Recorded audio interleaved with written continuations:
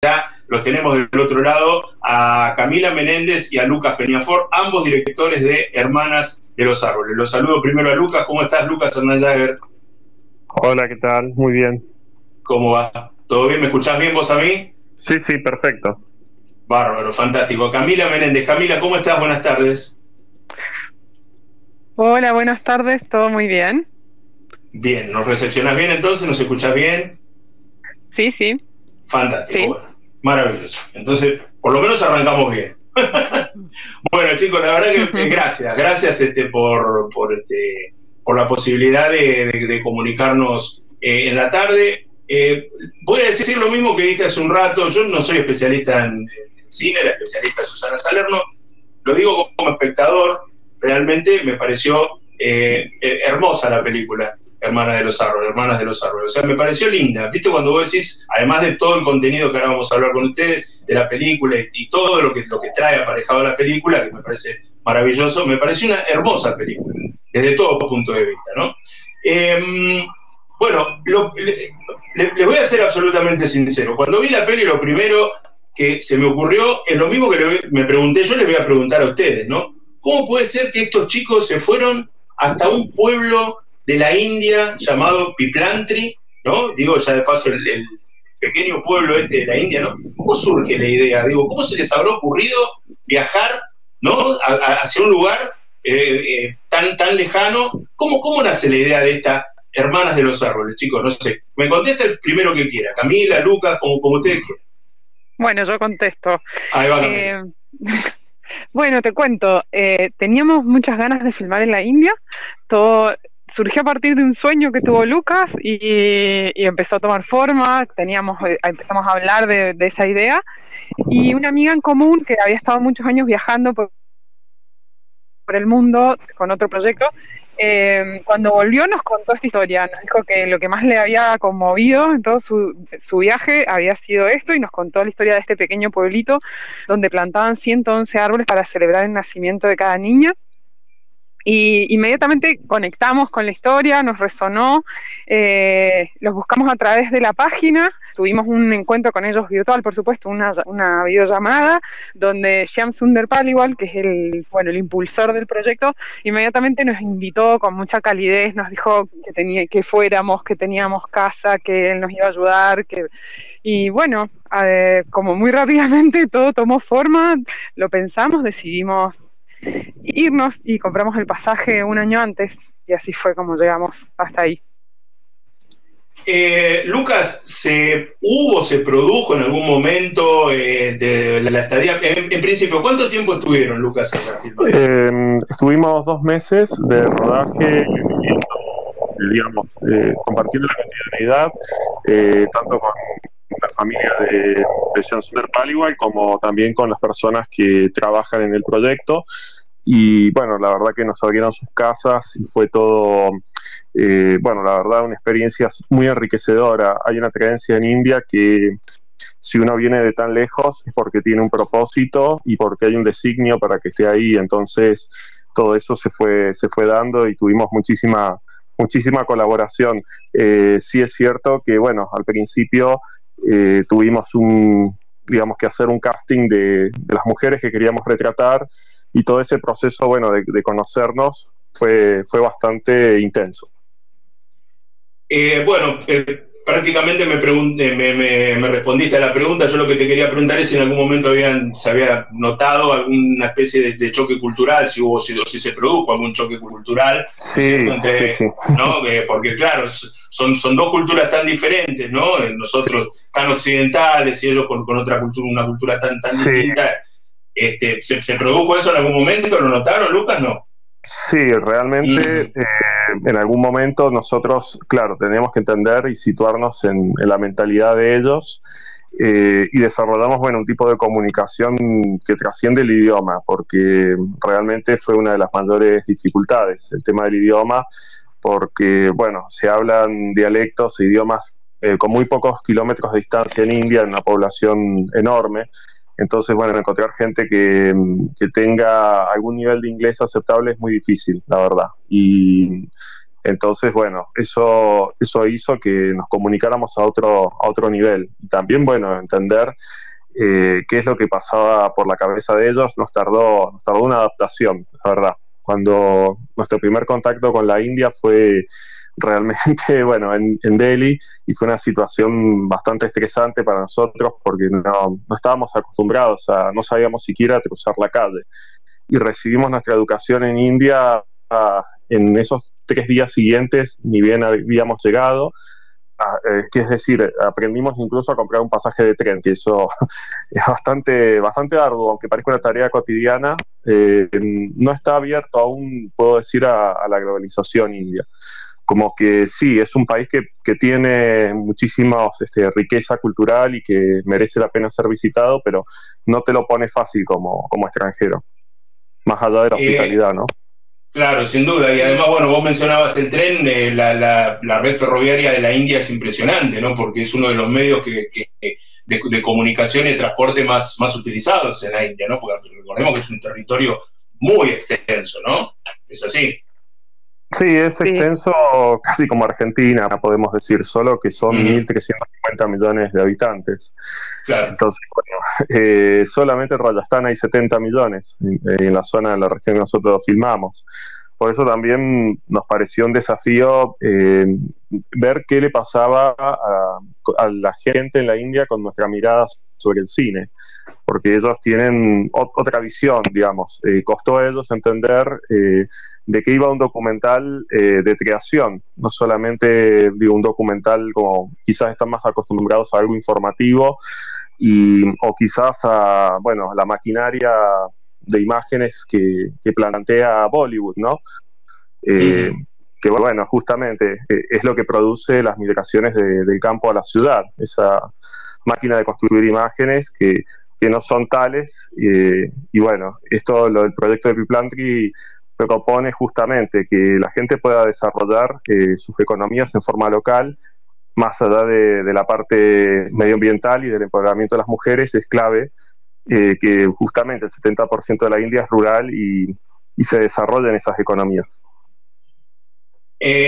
Camila, el caso, yo no quiero tampoco contar demasiado de la peli porque me gustaría que la gente la vea, ¿no es cierto? Y no tratar de no spoilear demasiado, ¿no? Pero el caso de Paliwal, ¿no? Que vos comentabas, y esa iniciativa de plantar 111 árboles cada vez que nace una niña, ¿no? Eso tiene un poco que ver con su historia, ¿no? No sé si querés contar algo un poquito más y ahondar un poco en la historia de esta persona que además tuvo que convencer a mucha gente acerca de una tradición que tiene milenaria, tal vez, ¿no? Que tuvo que tratar de cambiar un poco esa mirada que tenía, ¿no? Sobre la mujer, sobre el nacimiento de una niña y demás. No sé cómo lo querés contar algo de eso.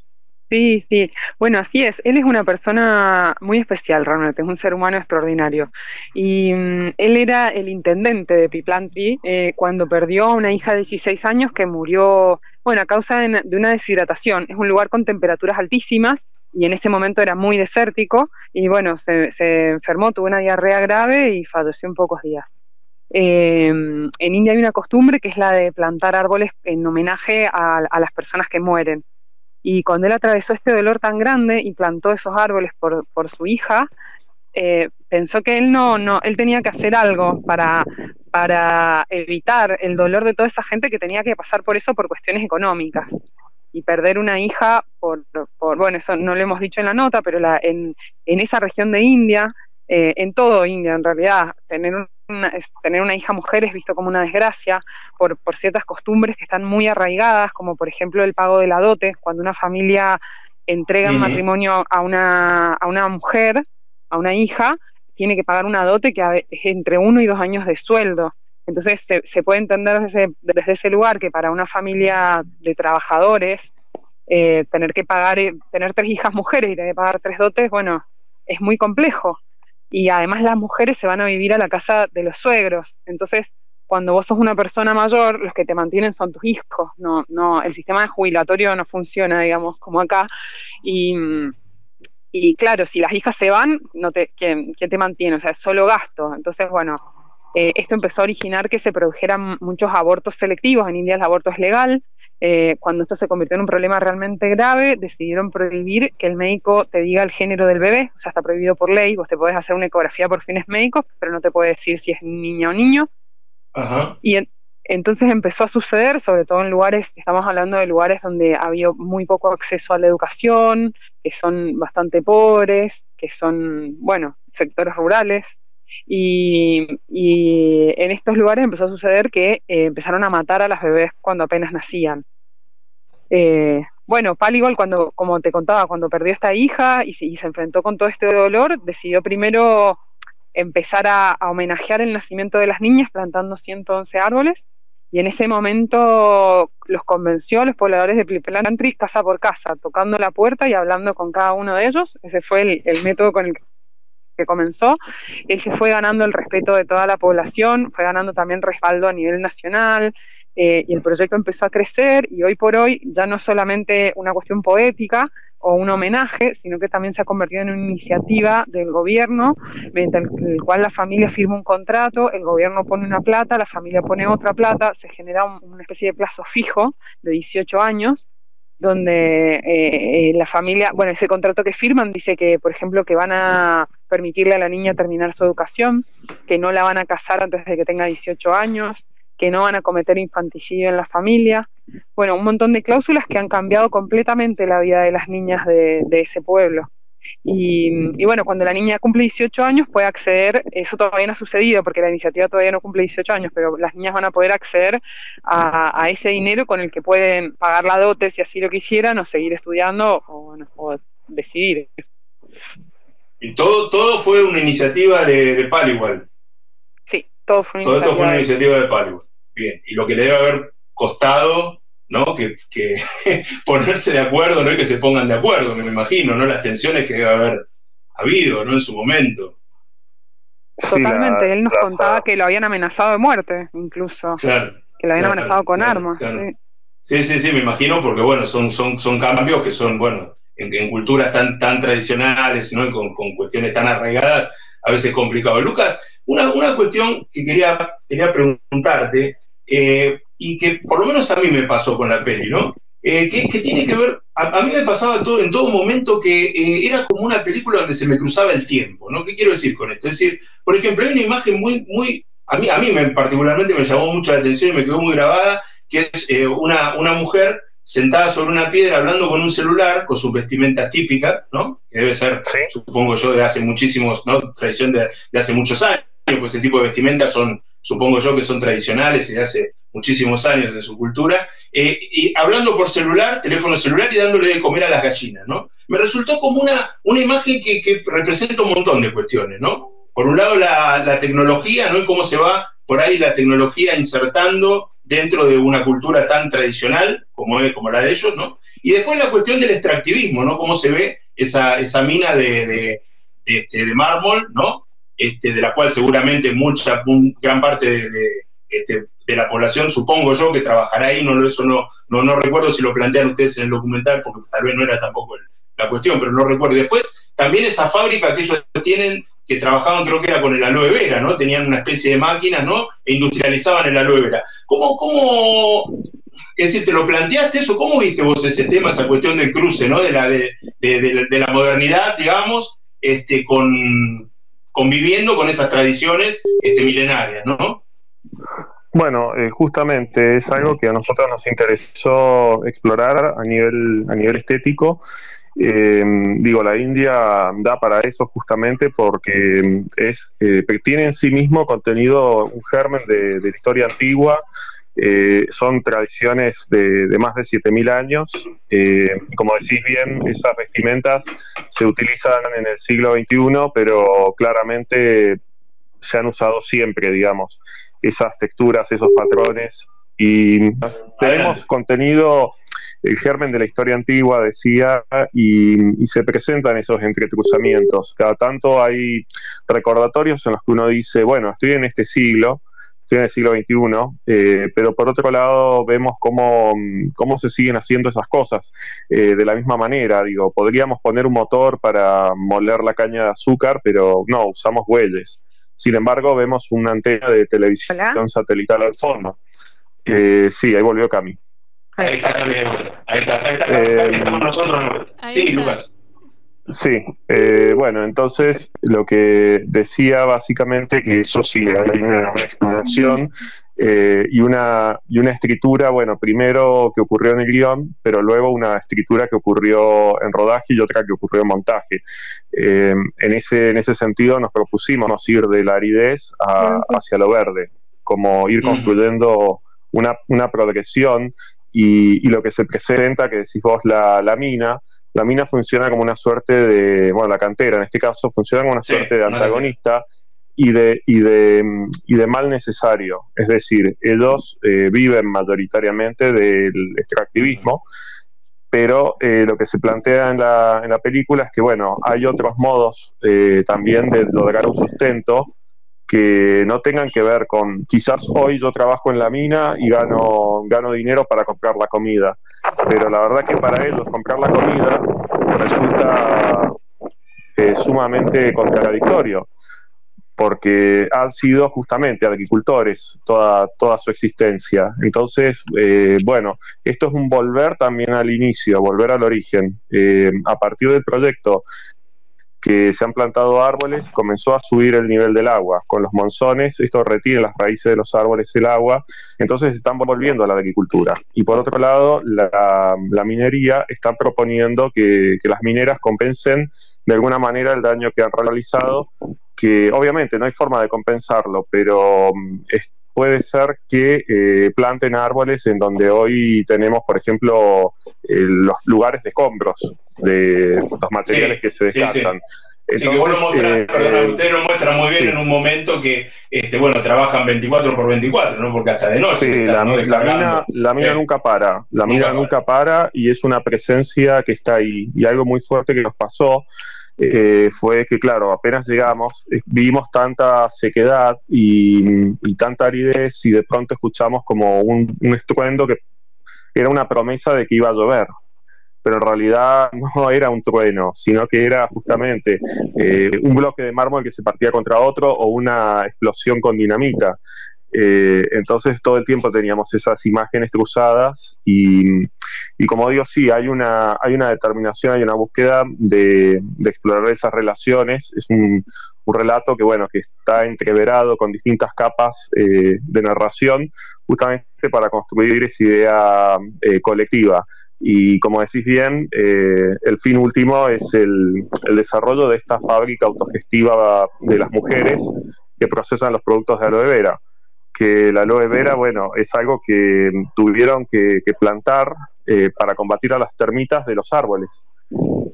Una receta ayurvédica. Entonces alguien dijo, ¿qué hacen con tanto aloe vera?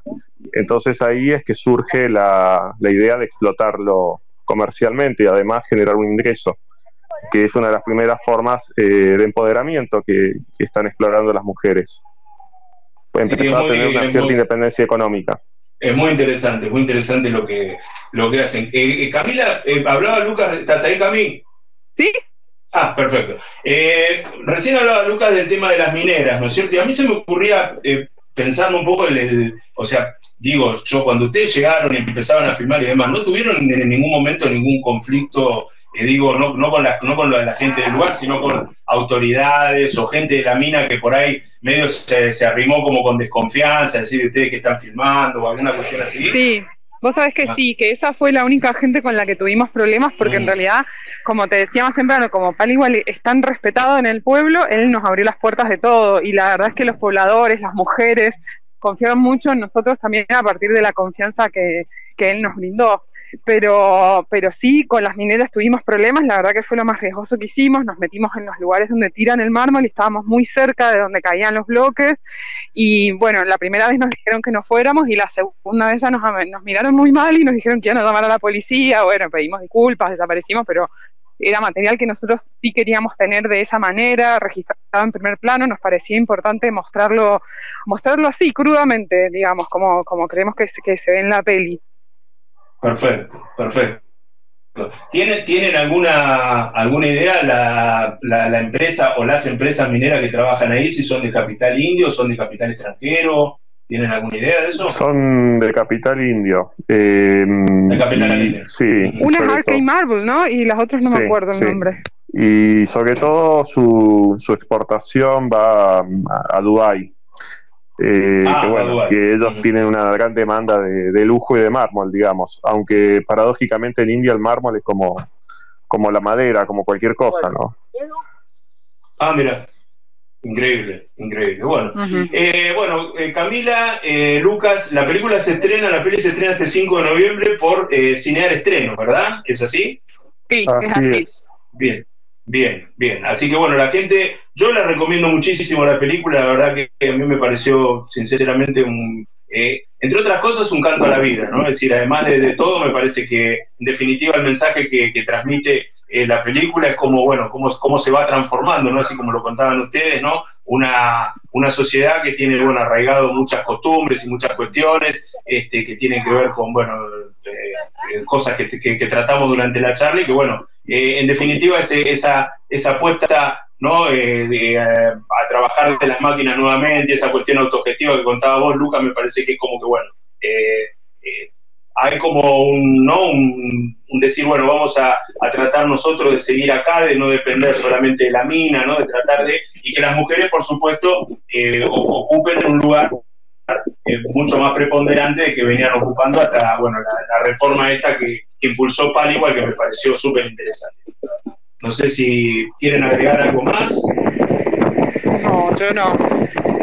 Te quería agradecer mucho por el espacio y por la profundidad con la que miraste la película, porque bueno, me parece que llegaste a entender un poco de lo que habíamos querido mostrar.